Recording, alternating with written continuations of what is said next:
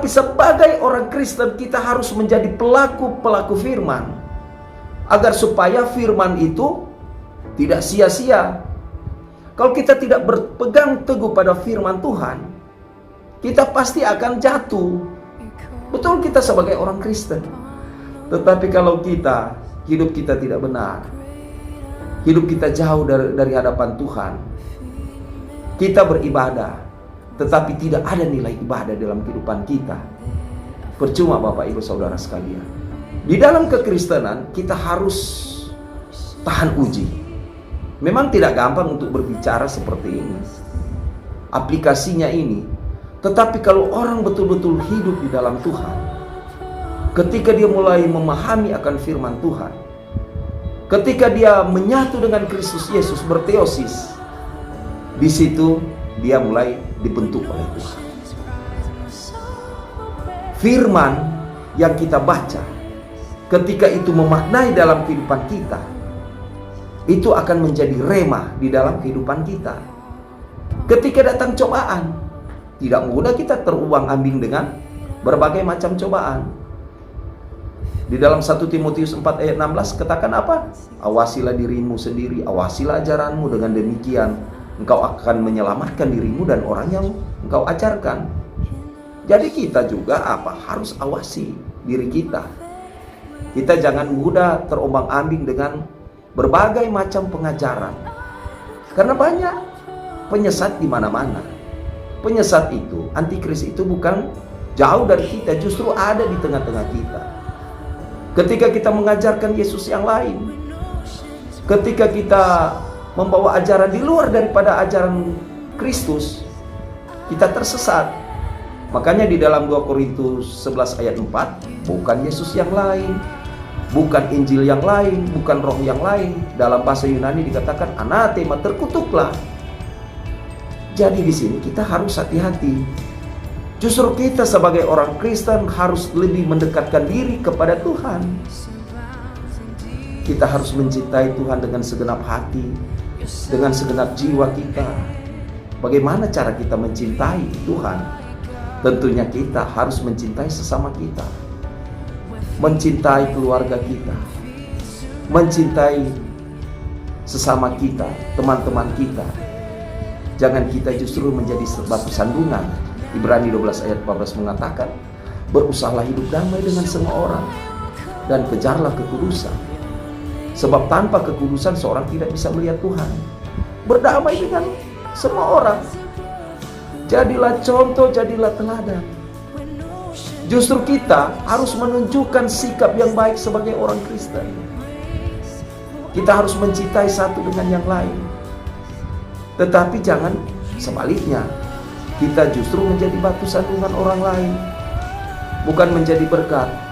Tetapi di mana-mana kita jadi musuh, kita harus kembali kepada firman Tuhan.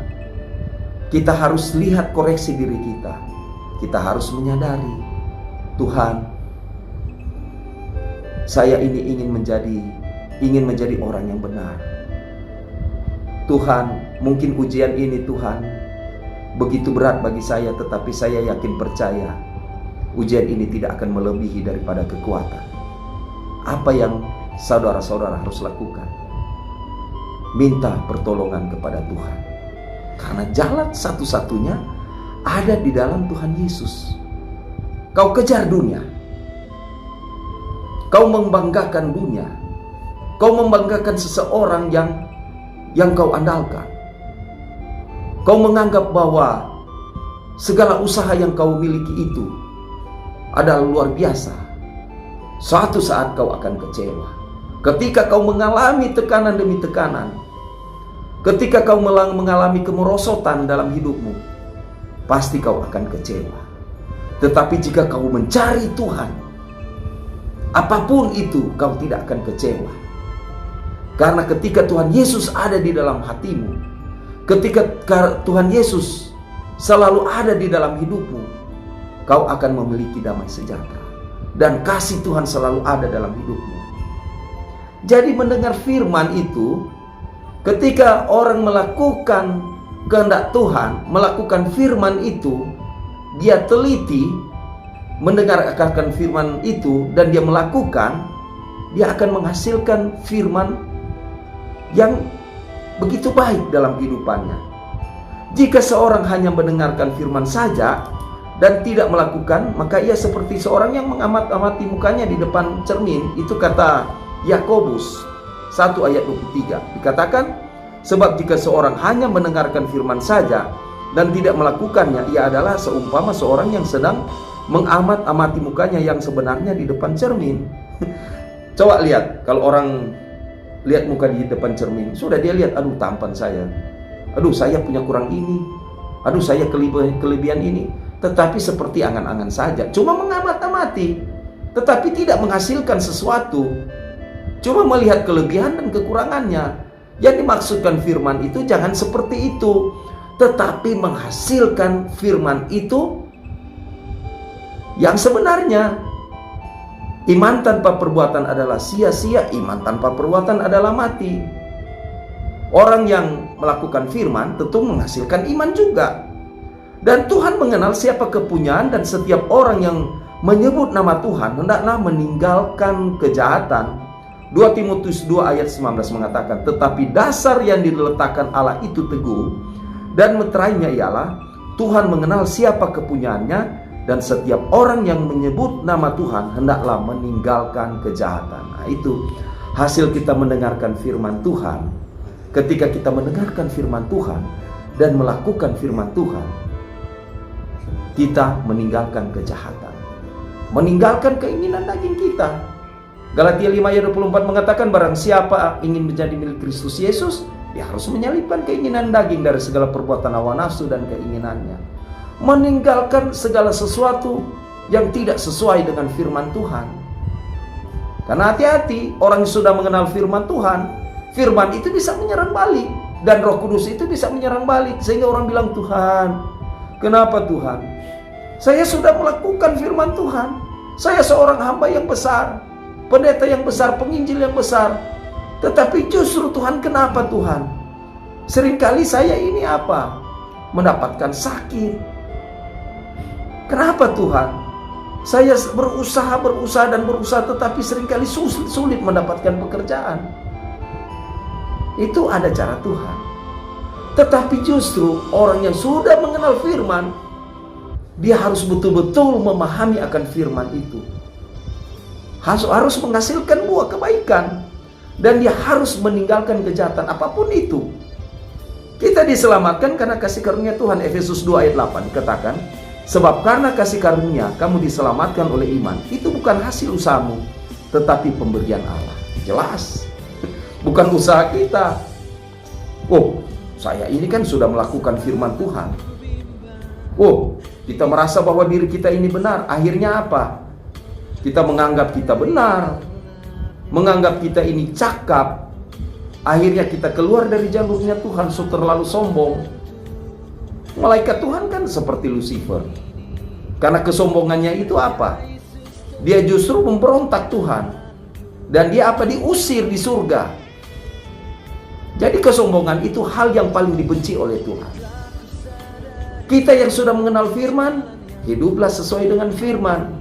1 Yohanes 2 ayat 6, barang siapa mengatakan bahwa ia ada di dalam dia, ia wajib hidup sama seperti Kristus telah hidup. Tidak gampang Bapak Ibu Saudara sekalian, cuma berbicara lewat mulut ini. Jangan kita ini cuma ahli berbicara, tetapi kita tidak bisa melakukan. Terlalu banyak mengeritik orang. Silakan kalau mengeritik dalam hal kebaikan, merubah seseorang itu pada jalan benar. Tetapi jangan kita banyak mengeritik, kita sendiri tidak mau dikritik ketika kita berbuat salah. Kehidupan kita ini Tuhan yang timbang. Hati-hati, jangan dosa lebih berat daripada kebaikan. Sebab kita akan berhadapan yang namanya tahta pengadilan Kristus, untuk dihakimi sesuai dengan perbuatan kita, baik ataupun jahat. 2 Korintus 5 ayat 10 mengatakan, sebab kita semua harus menghadap tahta pengadilan Kristus. Nah itu. Yakobus 3 ayat 1 mengatakan, jangan cepat-cepat jadi guru. Karena kalau kita cepat-cepat jadi guru, kita akan berhadapan dengan pengadilan Kristus Yesus. Yang justru lebih takutnya, jangan Jangan kita sendiri bukan masuk surga, kita masuk neraka. Karena apa? Kita tidak hidup di dalam firman itu. Pintar berbicara firman, tetapi tidak melakukan firman itu, percuma.